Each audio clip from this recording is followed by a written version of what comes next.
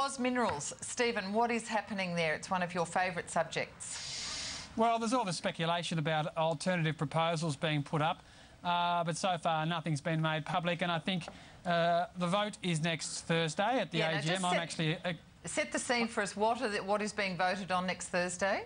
Okay, well, next Thursday they're voting off selling off 6 of their main mines, the big ones being things like Century and the big operation in the Sepon operation up in Laos. And again, the Chinese government, Minmetals, has offered US $1.2 billion to buy those assets. Now, that deal was announced on the 1st of April, back when the dollar was only worth 69 cents.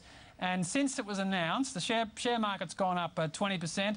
The dollar has rocketed, so the value of the deal has moved negatively by about 300 million, courtesy of the exchange rate.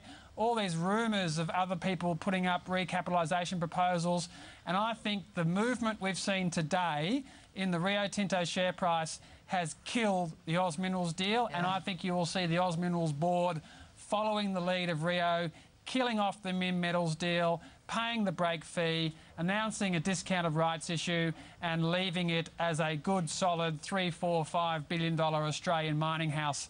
There's no need now to do a fire sale to the Chinese government for Oz Minerals, just like there was no need for Rio Tinto. But there's more debt than equity with that company, Stephen.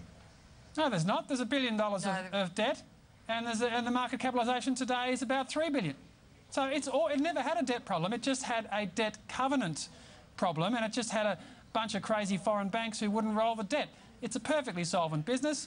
Everyone's now realising that, and they'll get a rights issue away, and they will continue being a strong mining house capitalised at about $4 billion with about $1 billion of debt. Robert Gottliebson, writing in Business Spectator this week before the Rio deal on Friday, said, you know, the big rise in both the metal prices and the mining shares means that Australian super funds and other investors in Oz Minerals are being taken to the cleaners by this vote, that they're being asked to sell these mines, you know, at a fraction of their worth to Minmetals. So you're absolutely agreeing with that?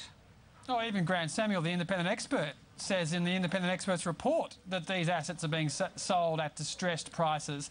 And that was before the currency rocketed and the metal prices picked up and all the mining stocks have gone through the roof. So I'll be amazed if the shareholders approve the deal, and I'll be amazed if the board is still endorsing it by the time shareholders gather next Thursday. This deal, I think, is kaput. It's gone. All right, so you're saying, in fact, will they still have to vote on it, or will the board, in your estimation, come back with a different deal, kaput to this one, before Thursday's vote? The smartest way for this to work is for the board to do mouthings and mutterings about they support the deal, but under their breath, with a nod, nod, wink, wink, they tell their big shareholders to vote against it. The shareholders vote against it, and there's no break fee payable as long as the board has been endorsing the deal right up until it happens. Now, whether everyone's smart enough to pull that off, I don't know. Maybe it's easier just to pay the break fee and be done with it in the way that Rio was done with it.